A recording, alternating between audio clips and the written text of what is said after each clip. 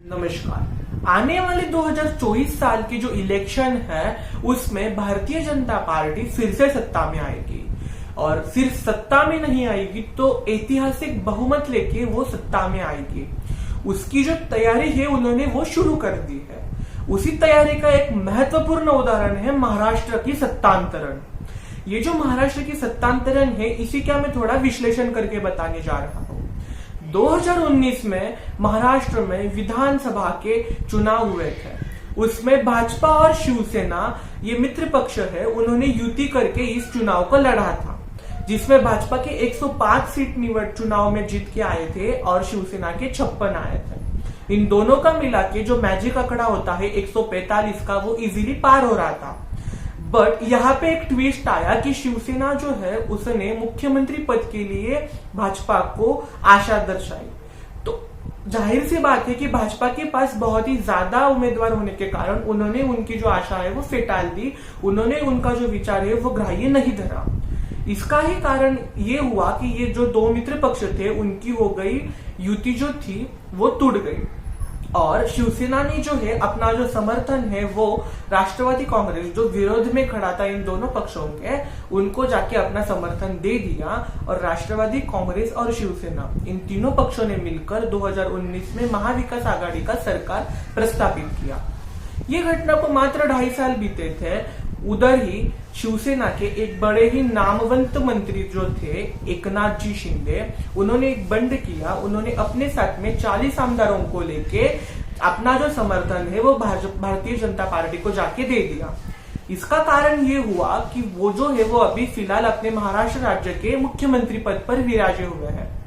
वहां पे भारतीय जनता पार्टी के पास में बहुत ही बड़ा वाला चांस था कि वो जो है मुख्यमंत्री पद खुद के पास रख के उनको उप मुख्यमंत्री पद दे सकते थे, क्योंकि उनके पास बस 40 आमदार थे और इनके पास 105 आमदार। बट उन्होंने बस राज्य का विजन नहीं रखते हुए उन्होंने केंद्र का विजन रखा और उन्होंने उनको मुख्यमंत्री पद दे दिया।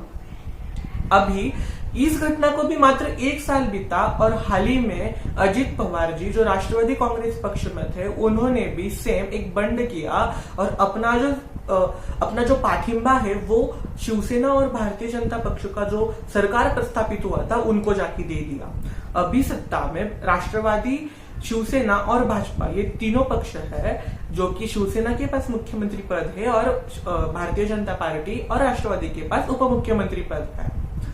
भारतीय जनता पार्टी ये दोनों भी बन के वक्त मुख्यमंत्री पद ले सकती थी, बट उन्होंने सेम अपना विजन जो है वो केंद्र का रखा, क्योंकि 2024 को मात्र 1 साल बीता है अपने जो इलेक्शन आने में। तो ये विजन उनका क्या था वही बताऊंगा कि अभी देखिए महाराष्ट्र राज्य में भाजपा के साथ साथ शिवसेना के भी बहुत ही ज्यादा वाला उम्मीदवार चुनाव में बहुत ही बड़ा वाला ऐतिहासिक बहुमत लेके चुनाव जीतते हैं। उसी तरह राष्ट्रवादी के भी जो है उम्मीदवार जीतते हैं।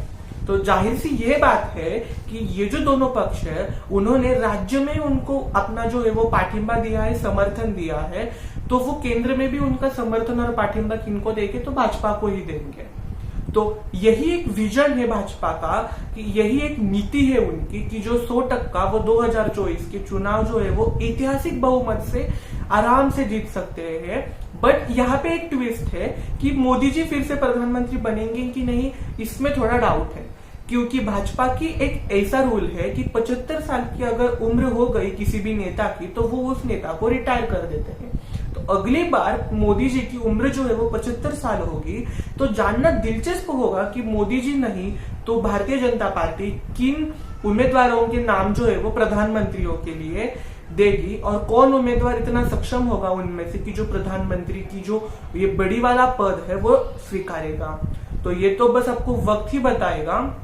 तो यही विश्लेषण था कि कैसे भाजपा जो है वो आने वाले 2024 के इलेक्शन में अपनी जो सीट है वो कंफर्म कर रही है और अपनी जो सत्ता में रहने की जो उनकी इच्छा है वो आराम से पूर्ण हो जाएगी 2024 से लेकर 2029 तक। तो आज के वीडियो में बस इतना ही था। अगर ये वीडियो अच्छी लगी होगी तो वीडियो को लाइक करना, चैनल पर नए तो सब्सक्राइब तो बनता ही है। जय हिंद, जय भारत।